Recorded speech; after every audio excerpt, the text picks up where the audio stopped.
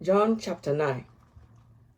As Jesus was walking along, he saw a man who had been blind from birth. Rabbi, his disciples asked him, why was this man born blind? Was it because of his own sins or his parents' sins? It was not because of his sins or his parents' sins, Jesus answered. This happened so the power of God could be seen in him. We must quickly carry out the task assigned us by the one who sent us. The night is coming, and then no one can work. But while I am here in the world, I am the light of the world. Then he spit on the ground, made mud with the saliva, and spread the mud over the blind man's eyes. He told him, go wash yourself in the pool of Siloam. Siloam means sent. So the man went and washed and came back seeing. His neighbors and others who knew him as a blind beggar asked each other, isn't this the man who used to sit and beg? Some said he was, and others said, no, he just looks like him. But the beggar kept saying, yes, I am the one, and I am the same. They asked, who healed you? What happened? He told them, the man they called Jesus made mud and spread it over my eyes and told me, go to the pool of Siloam and wash yourself. So I went and washed, and now I can see. Where is he now? They asked. I don't know, he replied. Then they took the man who had been blind to the Pharisees, because it was on the Sabbath that Jesus had made the mud and healed him. The Pharisees asked the man all about it. So he told them, he put the mud over my eyes, and when I washed it away, I could see. Some of the Pharisees said, this man Jesus is not from God, for he is working on the Sabbath. Others said, but how can an ordinary sinner do such miraculous signs?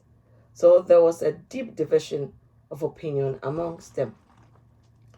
Then the Pharisees again questioned the man who had been blind and demanded, what's your opinion about this man who healed you?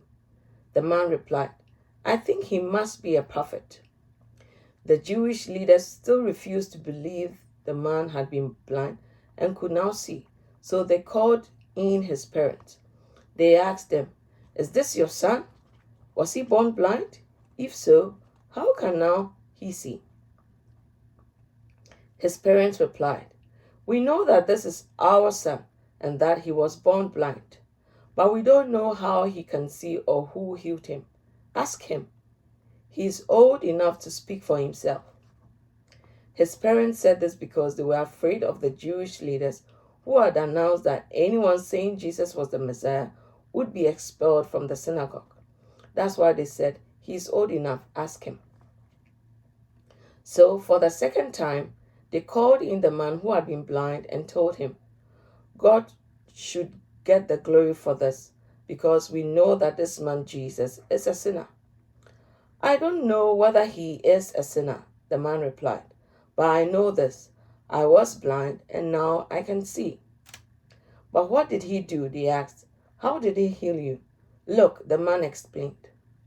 I told you once. Didn't you listen? Why do you want to hear it again? Do you want to become his disciples too? Then they cursed him and said, you are his disciples. We are disciples of Moses. We know God spoke to Moses, but we don't even know where this man comes from. Why, that's very strange, the man replied. He healed my eyes, yet you don't know where he comes from? We know that God doesn't listen to sinners, but he is ready to hear those who worship him and do his will. Ever since the world began, no one has been able to open the eyes of someone born blind. If this man were not from God, he couldn't have done it. You were born a total sinner, they answered. Are you trying to teach us? And they threw him out of the synagogue. When Jesus heard what had happened, he found the man and asked, do you believe in the Son of Man? The man answered, who is he, sir? I want to believe him. You have seen him, Jesus said, and he is speaking to you. Yes, Lord, I believe, the man said, and he worshipped Jesus. Then Jesus told him, I entered this world to render judgment, to give sight to the blind, and to those who think they see that they are blind. Some Pharisees who were standing nearby heard him ask, Are you saying we are blind? If you were blind, you wouldn't be guilty. Jesus replied, But you remain guilty because you claim you can see. Chapter 10. I tell you the truth. Anyone who sneaks over the wall of a sheepfold rather than going through the gate must surely be a thief and a robber. But the one who enters through the gate is the shepherd of the sheep. The gatekeeper opens the gate for him, and the sheep recognize his voice and come to him. He calls his own sheep by name and leads them out. After he has gathered his own flock, he walks ahead of them, and they follow him because they know his voice. They won't follow a stranger. They will run from him because they don't know his voice. Those who heard Jesus use this illustration didn't understand what he meant, so he explained it to them. I tell you the truth. I am the gate for the sheep. All who came before me were thieves and robbers, but the true sheep did not listen to them. Yes, I am the gate. Those who come in through me will be saved. They will come and go freely and will find good pastures. The thief's purpose is to steal, kill, and destroy. My purpose is to give them rich and satisfying life. I am the good shepherd. The good shepherd sacrifices his life for the sheep. A hired hand will run when he sees a wolf coming. He will abandon the sheep because they don't belong to him, and he isn't their shepherd. And so the wolf attacks them and scatters the flock. The hired hand runs away because he is working only for the money and doesn't really care about the sheep. I am the good shepherd. I know my own sheep, and they know me, just as my Father knows me, and I know the Father. So I sacrifice my life for the sheep. I have other sheep too, that are not in this sheepfold. I must bring them also. They will listen to my voice, and there will be one flock with one shepherd. The Father loves me because I sacrifice my life so I may take it back again. No one can take my life from me. I sacrifice it voluntarily, for I have the authority to lay it down when I want to, and also to take it up again. This is what my Father has commanded. When he said these things, the people were again divided in their opinions about him. Some said, He is demon-possessed, out of his mind. Why listen to a man like that? And others said, This doesn't sound like a man possessed by a demon. Can a demon open the eyes of the blind? It was now winter, and Jesus was in Jerusalem at the time of Hanukkah, the festival of dedication. He was in the temple walking through the section known as Solomon's colonnade. The people surrounded him and asked, How long are you going to keep us in suspense? If you are the Messiah, tell us plainly. Jesus replied, I have already told you, and you don't believe me. The proof is the work I do in my Father's name. But you don't believe me because you are not my sheep. My sheep listen to my voice, and I know them, and they follow me. I give them eternal life, and they will never perish.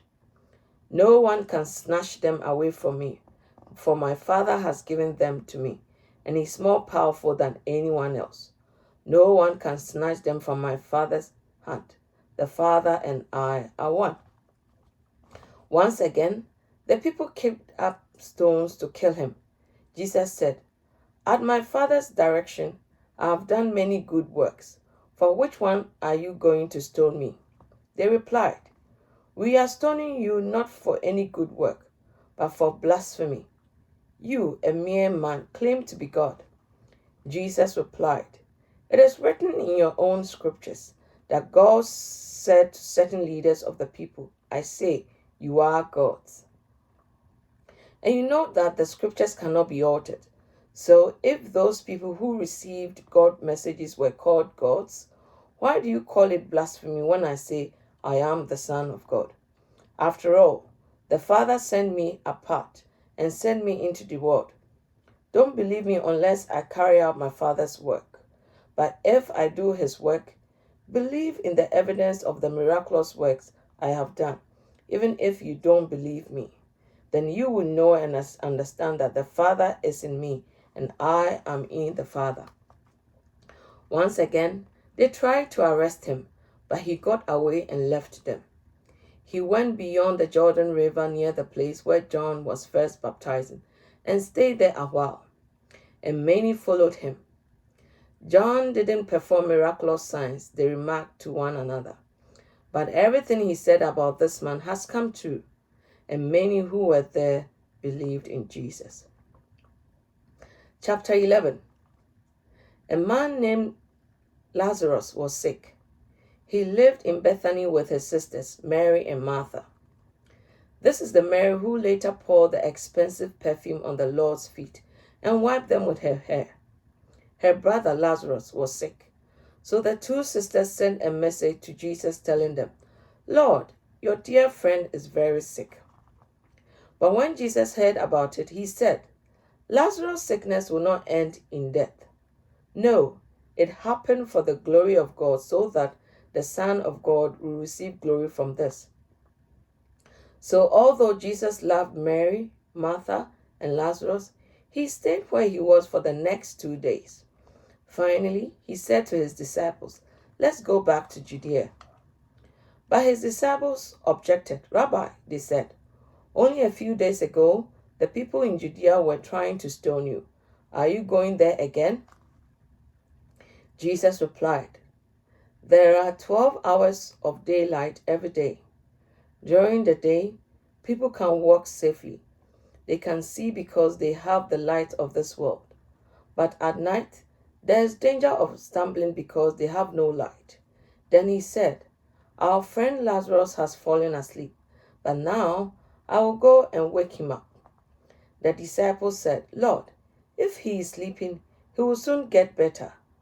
They thought Jesus meant Lazarus was simply sleeping, but Jesus meant Lazarus had died. So he told them plainly, "Lazarus is dead, and for your sakes, I'm glad I wasn't there.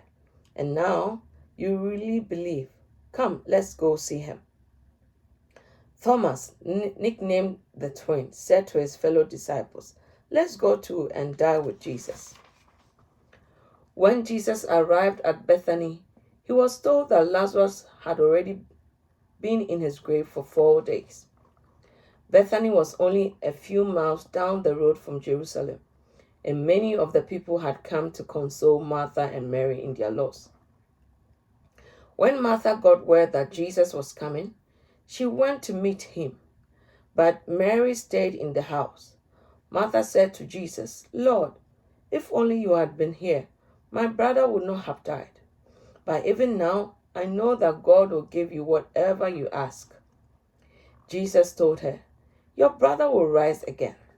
"Yes," Martha said, "he will rise when everyone else rises at the last day." Jesus told her, "I am the resurrection and the life. Anyone who believes in me will live, even after dying. Everyone who lives in me and believes in me will never ever die. Do you believe this, Martha?" "Yes, Lord," she told him. "I have always believed you are the Messiah, the Son of God, the one who has come into the world from God."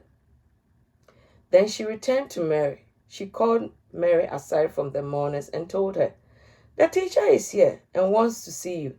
So Mary immediately went to him.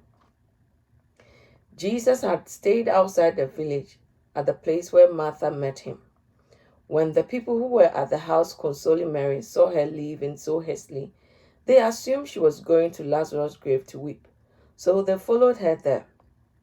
When Mary arrived and saw Jesus, she fell at his feet and said, "Lord, if only you had been here, my brother would not have died." When Jesus saw her weeping, he saw the other people wailing with her. A deep anger welled up within him, and he was deeply troubled. "Where have you put him?" he asked them. They told him, "Lord, come and see." Then Jesus wept. The people who were standing nearby said, "See how much he loved him." But some said, "This man healed a blind man. Couldn't he have kept Lazarus from dying?" Jesus was still angry as he arrived at the tomb, a cave with a stone rolled across its entrance. "Roll the stone away," Jesus told them. But Martha, the dead man's sister, protested, "Lord, he has been dead for 4 days. The smell will be terrible." Jesus responded, "Didn't I tell you that you should see God's glory if you believe?" So they rolled the stone aside. Then Jesus looked up to heaven and said, "Father, thank you for hearing me. You always hear me, but I said it out loud for the sake of all these people standing here, so that they will believe you sent me." Then Jesus shouted, "Lazarus, come out!" And the dead man came out, his hands and feet bound in grave clothes, his face wrapped in a headcloth. Jesus told them, "Unwrap him and let him go." Many of the people who were with Mary believed in Jesus when they saw this happen. But some went to the Pharisees and told them what Jesus had done. Then the leading priests and the Pharisees called the high council together. "What are we going to do?" they asked each other. "This man certainly performs many miraculous signs. If we allow him to go on like this, soon everyone will believe in him. Then the Roman army will come and destroy both our temple and our nation." Caiaphas, who was high priest at the time, said, "You don't know what you are talking about. You don't realize that it is better for you that one man should die for the people than the whole nation to be destroyed." He did not say this on his own. As high priest at that time, he was led to prophesy that Jesus would die for the entire nation, and not only for that nation, but to bring together and unite all the children of God scattered around the world. So from that time on, the Jewish leaders began to plot Jesus' death. As a result, Jesus stopped his public ministry among the people and left Jerusalem. He went to a place near the wilderness to the village of Ephraim and stayed there with his disciples. It was now almost time for the Jewish Passover celebration, and many people from all over the country arrived in Jerusalem several days earlier so they could go through purification ceremony before Passover began. They kept looking for Jesus, but as they stood around in the temple, they said to each other, "What do you think? He won't come for Passover, will he?" Meanwhile, the leading priests and Pharisees had publicly ordered that anyone seeing Jesus must report it immediately so they could arrest him.